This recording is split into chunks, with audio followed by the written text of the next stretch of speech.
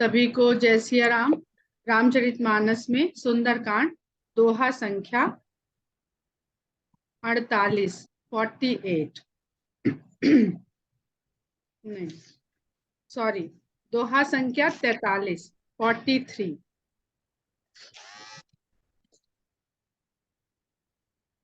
शरणागत कहूँ जे तजहि निज अनहित अनुमान।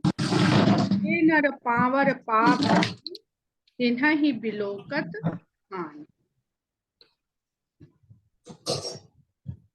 अभी लोग जल्दी से जल्दी अपने आप को म्यूट करें, शीघ्रातिशीघ्र।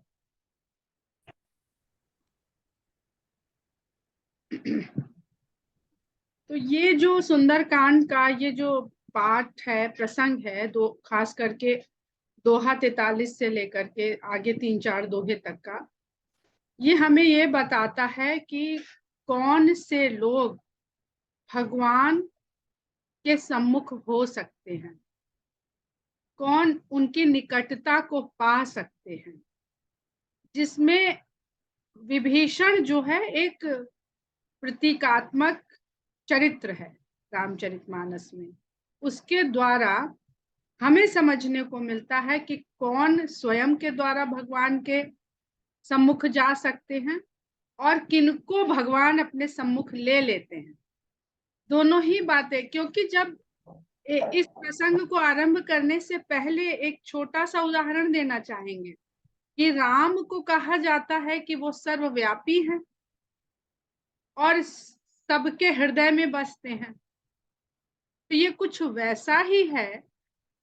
अगर हम तुलसीदास जी जिस प्रकार सगुण राम की व्याख्या करते हैं कथा के द्वारा, ये कुछ वैसा ही है जैसा निर्गुण उपासक कबीर दास कहते हैं कि एक घड़ा जल में डुबो दिया हमने। तो घड़ा जल में भी है और घड़े में भी जल है। तो हम एक ऐसे संसार में रहते हैं जिसमें राम का ही विस्तार है, जिसमें राम रमता है और हमारे भीतर भी राम रमता है। तो हमारे भीतर भी राम है और जहां पर हम हैं वहां भी राम है। फिर ये भेद क्यों आ जाता है, ये समझ में क्यों नहीं आता है? इसको समझाने के लिए ये रामायण जैसी कथा की रचना की। क्योंकि आपने देखा कि इतनी बड़ी बात को जैसे ही आपको घड़े के द्वारा बताया गया, तुरंत सबके सिर हिलने लगे, सबको समझ आ गया। ये हम लोग अपनी छोटी छोटी कक्षाओं से देखते चले आ रहे हैं। जब हम गणित विषय पढ़ना शुरू करते हैं तो जब बहुत छोटी छोटी संख्याएं, हमको सबसे पहले गिनती सिखाई जाती है, फिर एक एक संख्याओं के जोड़, घटाने, गुणन और भाग ये सिखाए जाते हैं। फिर लंबी लंबी 4 की संख्या के जोड़, फिर 7-8 की संख्या के जोड़, फिर उसमें हमें कैरी करना, हासिल देना, ये सब सीखने लगते हैं। अब जैसे जैसे वो संख्याएं बढ़ती जाती हैं तो समझना मुश्किल होने लगता है बच्चों को। हम लोग भी बच्चे ही रहते उस समय।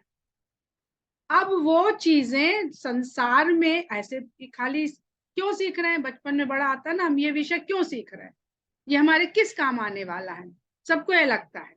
सब अपने बचपन में जैसे जैसे विषयों के विशिष्ट भाग में पहुंचते हैं, वो यार इसका कुछ काम भी आएगा, क्यों सिखा रहे हैं हमें। तो वहां पर उसका प्रयोगात्मक आवश्यकता क्या है, उसके लिए हमें एक ऐसे प्रश्न बना दिया जाता है कि रमेश घर से 500 रुपए की नोट लेकर बाजार गया। वहां उसने इतने पैसे का, ये इतने रुपए का, ये इतने रुपए पैसे का, ये दशमलव भी आ गया, वो सब उसने खरीदारी किया, उसने दुकानदार को इतना पैसा लिया, उसने उसको कितना वापस किया, वो है ना। तो जो हमने सीखा था वो हमको प्रयोगात्मक रूप से आवश्यक होगा, ये हमको ये कथा समझाती है रमेश की। और रमेश की जो कथा अगर हम दिमाग में रखने लगे तो कंफ्यूज करने लगे। बहुत छोटे सवाल से बता रहे हैं, आगे बड़े कठिन कठिन इसमें सवाल आते हैं। जब हम लोग वो दिशाओं वाला सीखते, गाड़ी इधर से इतने दिशा में गई, फिर इधर से उतने दिशा में गई, बताइए उसने कितना यात्रा करी। तो अब जब वो बच्चा उस चीज को लिखता है तो उसको पता है कि केला खरीदा था, बिस्किट खरीदा था, और आटा खरीदा था, चीनी खरीदा था, अपने लिए चॉकलेट खरीदा था। ऐसे जब लिखता है तो वो विजुलाइज करने लगता है चीजों को। तो जब तक हम विजुलाइज नहीं करते हैं तो जो हमारी बुद्धि है वो दृश्य पर आधारित है, अनुभव सबसे बाद में होता है। तो जब वो विजुलाइज करने लगता है तो बुद्धि एक्सेप्ट करने लगती है और वो जोड़ के और सब लिख के उसका उत्तर रख देता है। और हम लोग जो अज्ञानी कहा जाता है, बार बार तुलसीदास जी अपने को अज्ञानी कह रहे हैं, वास्तव में अज्ञानी है। अज्ञानी ना हो तो हमें ये छोटी छोटी बातें उदाहरण या प्रतीकों से क्यों समझाई जाए। तो ये जो वेद का ज्ञान है, जिसको तत्व ज्ञान कहते हैं, वेदों में जो विज्ञान है वही तत्व ज्ञान है कि वास्तव में है क्या। तो उसको कैसे समझाया जाए, क्योंकि हमारी दृष्टि तो बहुत थोड़ी दूर तक देख सकती है, सामने भी देखना चाहेंगे तो एक सीमा के बाद दृष्टि को वो नहीं नजर आता है हमारे सामने, पर 1 किलोमीटर दूर है तो हमें नहीं नजर आता है। और बहुत पास है लेकिन बीच में कोई अवरोध है, दीवार है, पर्दा है, तो हम नहीं देख सकते हमारे पीछे की दीवार में क्या हो रहा है। इस सड़क पे क्या आवाज कान सुन लेगा कि गाड़ी निकली, पर दृष्टि तो नहीं देख पाएगी। तो इसलिए जब हमारी बुद्धि इंद्रियों पर आश्रित है तो इंद्रियां जो उसको इंफॉर्मेशन देती हैं वो अपने हिसाब से बुद्धि तय करती है कि ये मोटरसाइकिल निकली है, या सामने देख लिया तो देख के हमने उसको निर्धारित हमारी बुद्धि ने कर दिया।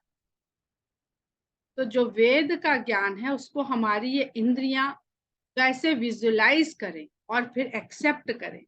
तो कुछ ऋषि मुनि हैं जिनको हम लोग जीनियस कहते हैं, आज भी होते हैं, हर दौर में होते हैं। तो जो जीनियस लोग होते हैं उनको वो बात समझ में आ जाती है, जिसको कहते हैं तत्व के ज्ञाता हैं। आपके लिए पूरा ब्रह्मांड या पूरी सृष्टि ऐसे है जैसे आपके हथेली पे रखा हुआ आंवले का फल या बेल का फल, ऐसे बोलते हैं ना कई चौपाइयां। तो जो हमारे जैसे साधारण मनुष्य हैं, जो अल्प ज्ञानी हैं, जिनकी बुद्धि की सीमा ही बहुत थोड़ी है, उनको फिर उस सिद्धांत को, उस दृष्टांत को कथा में पिरो दिया जाता है। कथा में पिरो करके तो हमें समझ में, अच्छा रावण बुरा आदमी था तो हमें वो विकार क्या है, वो मोह क्या है, वो अभिमान क्या है, वो हम रटे। उससे अच्छा एक रावण है जो हम सदियों से उसकी कथा सुनते चले आ रहे हैं पीढ़ी दर पीढ़ी, तो हमें आसानी हो जाती, ये वो करता था तो ये बुरा है, और ये राम करते थे तो ये अच्छा है। इतनी सी बात है बस रामायण की कथा की, है वेद का ही ज्ञान। तो सच है कि नहीं, झूठ है कि नहीं, हमको इसमें पढ़ना ही नहीं है। राम हुए थे कि नहीं, राम राजा थे कि भगवान थे, हमको उसके सिद्धांत को। रमेश गया था 500 की नोट लेके, हमने तब तो नहीं पूछा कि रमेश गया था 500 की नोट लेकर के कि नहीं, पहले तो हमें ये प्रूफ करिए, नहीं कहते ना। हम जो उसमें हमें सिखाने की कोशिश की जा रही, हम सीधे सीधे वो प्राप्त कर लेते उत्तर उसका, और अपने एफर्ट को, जो हमारा एफर्ट है, वहां लगा देते हैं। तो फिर रामायण जैसी कथा हो या महाभारत हो या गीता हो या वेद हो, वहां पर हमारा कर्तव्य बस इतना है कि हमें क्या सिखाया जा रहा है, हम अपनी क्षमता के अनुसार उसको सीखने का प्रयास। तो यहीं पर ये बहुत थोड़े से प्रसंग में बहुत बड़ी बड़ी बातें। तो कहते हैं कि शरण में आए हुए को यदि कोई त्याग दे ये सोच करके कि मेरा इससे कोई फायदा होने वाला है या नुकसान, तो ऐसे व्यक्ति को नीच क्षुद्र सोच वाला मानना चाहिए।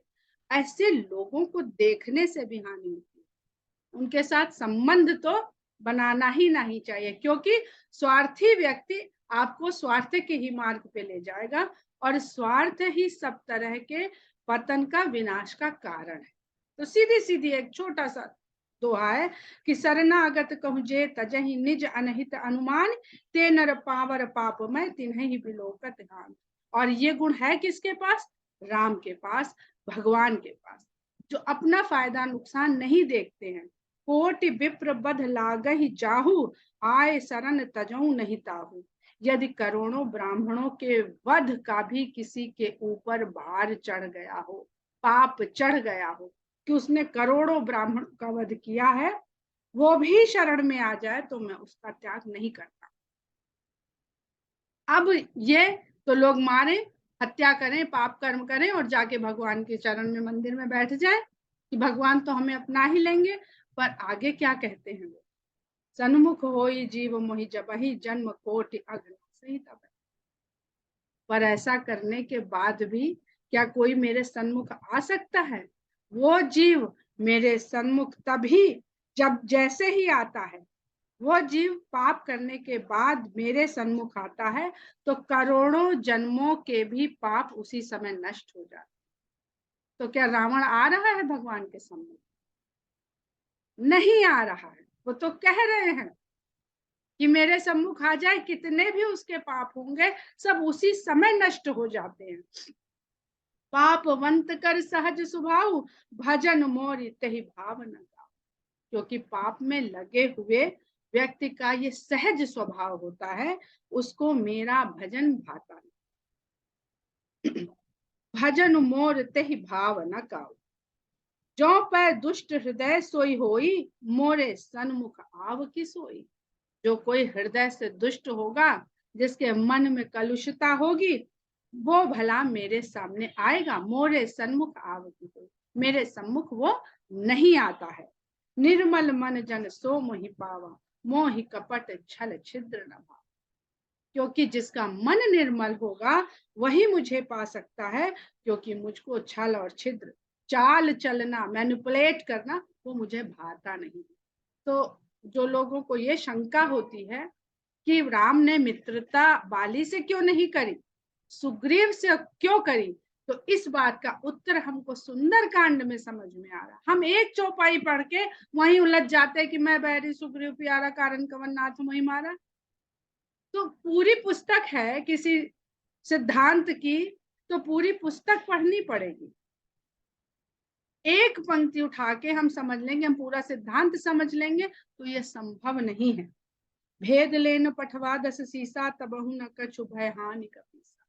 अगर रावण ने उसे हमारे भेद लेने भी भेजा है तो हे सुग्रीव, उसमें भी कोई भय और कोई हानि है नहीं, ये आत्मविश्वास है। क्यों?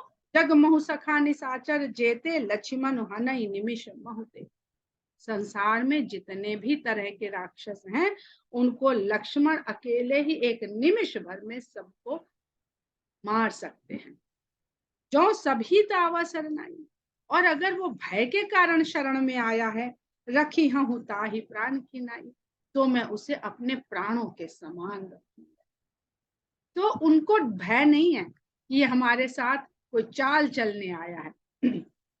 चाल चलने आया है तो वध किया जाएगा, और क्या पता रक्षा के लिए आया हो, अपनी रक्षा करवाने के लिए आया हो, क्योंकि उनको पता है कि रावण लंका में सभी अत्याचारी नहीं है, सभी निर्दयी नहीं है। तो अगर एक व्यक्ति भी वहां पर कोई ऐसा होगा जो नीतिवान होगा, धर्मवान होगा, उसकी रक्षा करना मेरा कर्तव्य है। सिर्फ दुष्टों का संहार करने के लिए मैं धरा पर आया नहीं। मैं एक, अपने यहाँ कहते हैं ना कानून में कि 100 मुजरिम बच जाएं पर एक निर्दोष को सजा नहीं मिलनी चाहिए। तो 100 दुष्ट बच जाएं, लेकिन एक नीतिवान, एक धर्मशील व्यक्ति की रक्षा अवश्य होनी चाहिए। उभय भांति तही आनो हंसी कहे कृपा निकेत। तो दोनों ही सूरतों में उसको लेकर के आइए, ऐसा कृपालु भगवान राम हंस करके कहते हैं। जय कृपाल कही कपि चले अंगद हनु समेत। भगवान के ऐसे वचन को सुन करके, उनकी जयकार करके अंगद और हनुमान कई और वानरों के साथ विभीषण की ओर चल पड़े। सादर ते ही आगे करी बानर चले जहां रघुपति करुणाकर। और आदर सहित उनको आगे करके वानर रघुनाथ के पास विभीषण को लेकर के आए। दूरी हिते देखे दो भ्राता नयनानंद दान के दाता। विभीषण ने दूर से ही दोनों भाइयों को देखा, जो नैनों को आनंद का दान देने वाले दाता के समान। अब राम के लिए ये जगह जगह लिखा जाता है कि इतने सुंदर थे कि जो उनको देखता था वो मोहित हो जाता था। जाकी रही भावना जैसी, प्रभु मूरत देखी तिन तैसी। मोहित हो जाता था। अगर मन में सच्चाई है तो सच्चे भाव से देखता था, मन में काम भावना है तो काम भावना से देखता था, जैसे शूर्पणखा ने देखा था। पर देखते ही मोहित वो भी हो गई, देखते ही मोहित खरदूषण भी हो गए थे कि ये तो मार वध करने काबिल ही नहीं, इनको कैसे मारेंगे। इतना सौंदर्य है राम के भीतर। बहुरी राम छवि धाम बिलोकी, रहे ठटुक एक टक पल रोकी।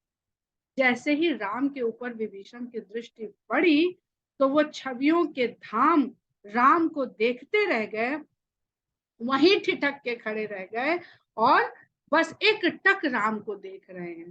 भुज प्रलंब कंजारुन लोचन श्यामल गात प्रणत भय, जिनकी लंबी भुजाएं हैं, लाल कमल के समान जिनके नेत्र हैं, और सांवले रंग का जिनका शरीर है, और जो शरण में आए हुए के सभी प्रकार के भव को मोचन करने वाले, उससे छुड़ा देने वाले हैं। सिंह कंध आयत उर सोहा, आनत आनन अमित मदन मनमोहा। सिंह के जैसे उनके कंधे हैं, वक्ष स्थल उनका चौड़ा है, मुखमंडल उनका अनगिनत कामदेव के भी मन को मोह, ऐसे उनके मुख की शोभा है। नयन नीर पुलकित अति गाता, मन धरि धीर कही मृदु बात। राम के छवि का अवलोकन करते ही विभीषण के आंखों में जल भर आता है, शरीर आनंद के कारण पुलकित हो जाता है, फिर भी वो धीरज धारण करता है और मीठी वाणी में कहता है, नाथ दसानन कर मैं भ्राता, निशिचर वंश जन्म सुर त्राता। सहज पाप प्रिय तामस देहा, जथा उलूक ही तम पर नेहा। अब ये हम सब जीवों का जैसे प्रतिनिधित्व कर रहे हैं विभीषण, क्योंकि अगर हम अपने को यहाँ तोलेंगे तो उसी ब्रैकेट में पाएंगे जहां पर जिस तरह के सरकमस्टेंसेस में विभीषण फंसे हुए, जिस तरह रह रहे हैं। तो कहते हैं, हे नाथ, मैं दशानन का भाई हूँ, जो 10 प्रकार के विकारों से फंसा हुआ जीव है। हम जानते हैं, चाहते हैं छूटना पर छूट नहीं पाते, तो हम भी रावण के भाई हैं।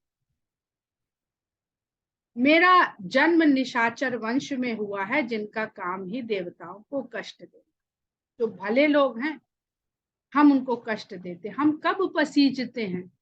कोई अगर किसी निर्बल के लिए, असहाय के लिए, निसहाय के लिए, वो जाने दीजिए जो फेसबुक पे डाल करके और अखबार में छपने की खातिर और राजनीति में कोई पद या मान प्राप्त करने की खातिर जो आजकल सोशल वर्क होता है, उसकी बात नहीं करते हैं, वो सब दिखावा।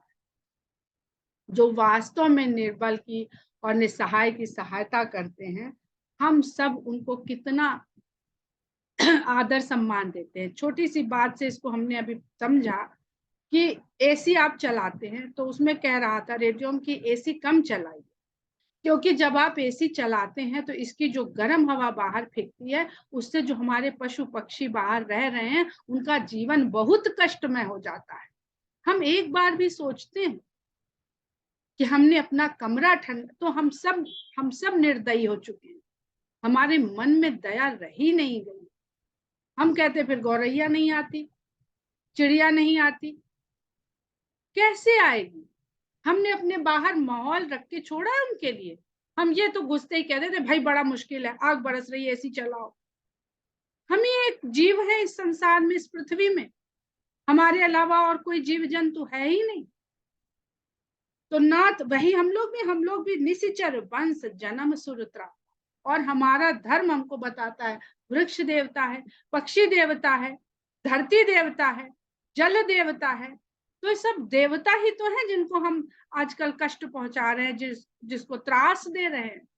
खाली घर में इतनी सी वो डंडी तोड़ लाए और हमने पूजा कर ली, तो हमने क्या प्रकृति का मान सम्मान कर लिया? प्रकृति का मान सम्मान तब है जब हम उसके कष्ट के लिए भी हम पीड़ित होने लगे, हमें समझ में आने लगे।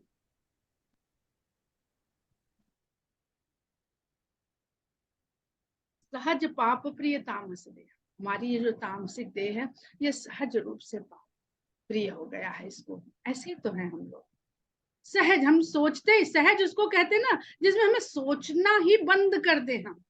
तो सहज स्वभाव हमारा यही हो गया, ऐसी चला लो, कुछ सोचा ही नहीं, सेकंड थॉट आया ही नहीं। यथा उल्लू कहितम नेहा, जैसे उल्लू का जो सारा मोह है, प्रेम है, वो अंधकार में होता है। श्रवण सुजस सुनि आयो प्रभु भंजन भव भीर, त्राहि त्राहि आरति हरन सरन सुखद। आपके सुयश को कानों से सुन करके कि आप इस संसार की जो जो पीड़ा है, जो कष्ट है, उसका नाश करने वाले हैं, यह सुन करके मैं आपकी शरण में आया हूँ। तो त्राहि त्राहि आरति हरण, सभी आर्त को हरने वाले और सुख को देने वाले हे रघुवीर, मैं आपकी शरण में आया हूँ, आप मेरे भी कष्ट को हर लीजिए, क्योंकि आप ही आर्त हरण हैं। अस कही करत दंडवत देखा, तुरंत उठे प्रभु हरस विसे। ऐसा कह करके उसने भगवान राम को दंडवत किया और भगवान तुरंत हर्ष के साथ उठ खड़े हुए। दीन वचन सुनि प्रभु मन भावा, भुज विशाल गहि हृदय लगावा। दीन वचनों को सुनना भगवान को भाया। हम लोग भगवान के पास कितनी दीनता के साथ जाते हैं, हमने ये किया है। हम भगवान के पास जाते, हमने आज गाड़ी खरीदी है, भगवान इसलिए आए यहाँ पे पूजा करवाए, ये दीनता का नहीं, अहम का भाव। तो दीन, जब हम दीनानाथ कहते हैं तुलसीदास जी उनको, तो हमें मिलेंगे कब वो, जब हम दीन अपने आप को समझने लगेंगे। पर पल पल पल हमको तो अहंकार, हम घर बनवा लेते हैं तो हम पूजा करने लगते हैं, हम नौकरी पा जाते हैं तो हम कथा करते हैं, तो करते हैं। ये हमारे अहंकार के छोटे छोटे रूप है। हम किसी को कुछ दे के आए और भगवान के आगे कहेंगे हमारे पास कुछ नहीं है, भगवान आपने जो दिया था हम वो दे आए। हम सब वैसे ही, हम किसी एक की बात नहीं कर रहे हैं। तो जब इस तरह के दीनता के वचन जो भगवान को अच्छे लगते हैं, उन्होंने सुने, तो उनके मन को बहुत भाए और उन्होंने अपनी विशाल भुजाओं से विभीषण को उठाकर हृदय से लगा। अनुज सहित मिले ढिग बैठारी, बोले बचन भगत भय हारी। भाई के सहित वो उनसे गले मिले और फिर अपने निकट बैठा करके भक्तों के भय को हरने वाले ये वचन राम ने बोले। कहु लंकेश सहित परिवारा, कुशल कुठार बास तुम्हारा। विभीषण क्या कह रहा है कि मैं दशानन का भ्राता हूँ, मैं विकारों से भरा हुए एक व्यक्ति का भाई हूँ, तो मैं भी विकारग्रस्त तो होऊंगा ही थोड़ा बहुत, और मेरा जन्म ऐसे निशाचर कुल में हुआ है। तो सब अपनी जो कमियां है वो बता रहा है। हम लोग जाते हैं कहीं तो पहले अपने गुण बताते हैं, और तब राम कहते हैं कि कहु लंकेश सहित परिवार, हे लंकेश बताइए, कुशल कुठार वास तुम्हारा, बहुत कठिन परिस्थितियों में आपका वास है, आप अपनी परिवार सहित कुशलता बताइए। हल मंडली बसहु दिन राति, सखा धर्म निभाई कही भांति। आप तो दुष्टों की मंडली में रात दिन रहते हैं, वहां धर्म का निर्वहन कैसे करते हैं। अब ये धर्म क्या है, कौन सा धर्म है जिसकी राम यहाँ पर बात कर, ये भी हम लोगों को समझने की आवश्यकता है। एक लिस्ट बनाइए और 5-5 पॉइंट सब लोग लिखिए कि वो कौन सा धर्म है जो निर्वहन हो रहा है, जो राम पूछ रहे हैं। किस धर्म का धारण राम करते हैं, किस धर्म की स्थापना राम करने आए हैं, और किस धर्म के बारे में वो विभीषण से पूछ रहे हैं। मैं जानूं तुम्हारी सब रीति, अति नय निपुण न भाव अनीति। क्योंकि मैं आपके रहन सहन को समझता हूँ, जानता हूँ, आप नीति में निपुण हैं और अनीति की बातें आपको भाती नहीं। बर बर भल बास नरक कर ताता, दुष्ट संग जन दे विधाता। भले ही विधाता नरक में वास देते, लेकिन दुष्टों की संगति ना दे। अब पति देख कुशल रघुराया, जो तुम कीन जानी जन दाया। तो विभीषण कहते हैं कि अब आपके चरण के दर्शन करके मैं कुशलता से, और आपने अपना जान करके मुझे अपना लिया है। तब लगी कुशल न जीव कहूँ, सपने हूँ मन विश्राम। अब ये सभी तरह के मनुष्य जीवों के लिए है। तब लगी कुशल न जीव कहूँ, सपने हूँ मन विश्राम। जब लगी भजत न राम कहूँ, शोक धाम तज गाँव। जीव को स्वप्न में भी कुशलता नहीं और मन को एक पल का भी आराम नहीं, जब तक वह आपके नाम का भजन नहीं करता है। क्या क्या छोड़कर?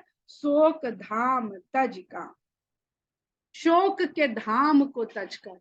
और शोक का धाम क्या है? विषय कामनाओं की पूर्ति। तब लगी हृदय बसत खलनाना, लोभ मोह मच्छर मदमाना, जब लगी उर न बसत रघुनाथा, धरे चाप सायक कटि। तभी तक ये दुष्ट हृदय में निवास करते हैं। लोभ मोह डाह ईर्ष्या घमंड मान अभिमान, जब तक हाथ में धनुष बाण धारण किए राम उस मन में वास नहीं। तो राम की जो धनुर्धारी, जो राम का धनुर्धर रूप है, वो इसीलिए धनुर्धर रूप है कि इस धनुष बाण से वो सदा हमारे भीतर विराजमान राक्षस रूपी इन बुरी वृत्तियों का सदा नाश करते रहे। ममता तरुण तमी अंधियारी, राग द्वेष उलूक सुखकारी, तब लगी बसत जीव मन माही, जब लगी प्रभु प्रताप रवि। जो ममता रूपी अंधियारी रात है, ममता ही शब्द को लिया है, जिसको हम लोग बहुत पॉजिटिव तरह से इस्तेमाल करते हैं, पर ममता ममत्व से बना है। ममत्व, मम माने मैं, मुझ और तत्व। जहां हम उस मम के तत्व से भर जाते हैं वो सब ममता है। और ये मम से भरा हुआ तत्व का बोध जो है, ये सबसे पहले हमें मोह में डाल। तो ममता अच्छी है, पर उसके साथ जब ये सब जुड़ जाता है, ममता इसलिए जीव को दी गई कि सृष्टि आगे बढ़ सके, और किसी दूसरे कारण की वजह से ममता नहीं दी गई। पर वही ममता हमारे मोह और बंधन का कारण बन जाती है। रात्रि हमें मिलती है कि हम सो सकें, हम अपनी ऊर्जा को संचित कर सके अगले दिन के लिए, पर वही रात्रि अपराध और बुरे कर्मों का सहायक बन जाती है। तो सृष्टि में कोई चीज दी किसी और कारण से गई है, पर हमारे पास बुद्धि है ना, हम सृष्टि के नियम से नहीं चलते हैं। भाई सूर्यास्त तो हो गया, सो जाओ। अब हमारा तो जिंदगी शुरू होती है सूर्यास्त के बाद। तो हम अपनी बुद्धि से फंसते चले जाते हैं इस ममता रूपी जाल में। तो कहते हैं ममता तरुण तमी अंधियारी, इसमें राग और द्वेष ये दो उल्लू के जोड़े हैं जो बहुत सुख से रहते हैं। राग, राग तो अच्छी चीज है, द्वेष बुरी चीज है, पर राग नहीं होगा तो द्वेष नहीं होगा। जो द्वंद कहते हैं ना भगवान से बार बार कि आप सभी तरह के द्वंद को नष्ट करने वाले हैं। तब लगी बसत जीव मन माही, तब तक ही ये जीव के मन में बसते हैं उस अंधियारी रात के ये दो उल्लू, जब तक आपके प्रताप का सूर्य उदय नहीं हो जाता। अब मैं कुशल मिटे भय भारे, देखी राम पद कमल तुम्हारे। अब मैं पूरी कुशलता से हूँ और मेरे सभी भारी भय दूर हो चुके हैं, क्योंकि मैंने आपके चरण कमल के दर्शन कर लिए हैं। तुम कृपाल जा पर अनुकूला, ताहि न व्याप त्रिविध भवसूला। हे राम, आप कृपालु जिसके अनुकूल हो जाते हैं, उसको तीनों प्रकार के सांसारिक शूल व्याप्त नहीं करते। अब कल एक प्रश्न पूछा गया था कि त्रिविध का अर्थ, उत्तर सही दिया गया, पर जब व्याख्या करने लग गए तो हम लोग गलत करने लगे। त्रिविध का मतलब होता है तीन विधि, तीन प्रकार, तीन विधियों। वो बयार और वाही, वो त्रिविध बयार तो उन्होंने नहीं पूछा था, उन्होंने त्रिविध का अर्थ पूछा था। तो जब हम लोग यहाँ जो टीचर होंगे वो जानते होंगे कि बच्चे से प्रश्न पूछा गया और वो ये दिखाने लगता है मुझे ज्यादा आता है और उससे ज्यादा उत्तर देने लगता है, तो टीचर उसके नंबर काट लेता है कि जितना पूछा गया उतना बताओ। तो त्रिविध का मतलब होता है तीन प्रकार। अगर वो बयार है तो फिर यहाँ कैसे तुलसीदास जी क्यों लिखने ताहि न व्याप त्रिविध भवसूला, उसको सांसारिक भवशूल, जो शूल के समान संसार के कष्ट। अब यहाँ पे त्रिविध का मतलब दैहिक, दैविक भौतिक होता है। जो भी तीन प्रकार की चीजें उनको त्रिविध कहा जाता है। तुलसीदास जी ने कई बार त्रिविध बयार, त्रिविध बयार का जिक्र किया है, उपयोग किया है। इसलिए हमारे दिमाग में बैठ जाता है कि त्रिविध बयार का मतलब शीतल मंद सुगंधित वायु। मैं निशिचर अति अधम स्वभाव, और मैं तो राक्षस हूँ, नीच हूँ स्वभाव से, शुभ आचरण कीन नहीं काऊ।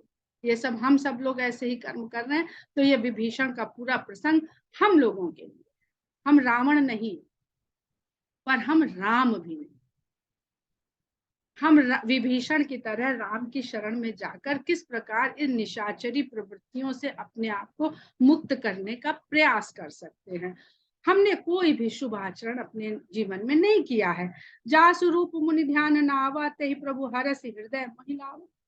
जिसका ध्यान लगाते हैं मुनि लोग, ध्यान लगाते हैं, साक्षात कभी नहीं देख पाते हैं, वही भगवान हर्ष के साथ मुझे अपने हृदय से लगा रहा है।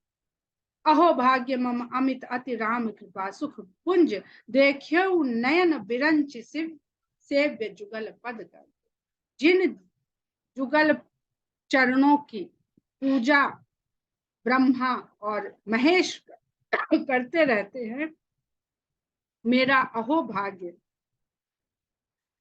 भाग्य मम अमित अति राम कृपा सुख पुंज। जो राम कृपा और सुख के सागर हैं, भंडार हैं, उन राम के चरणों को मैंने देख लिया है। हम लोग यहीं पर दोहा संख्या 47 पर आज की कथा को विराम देते हैं। जय सिया राम।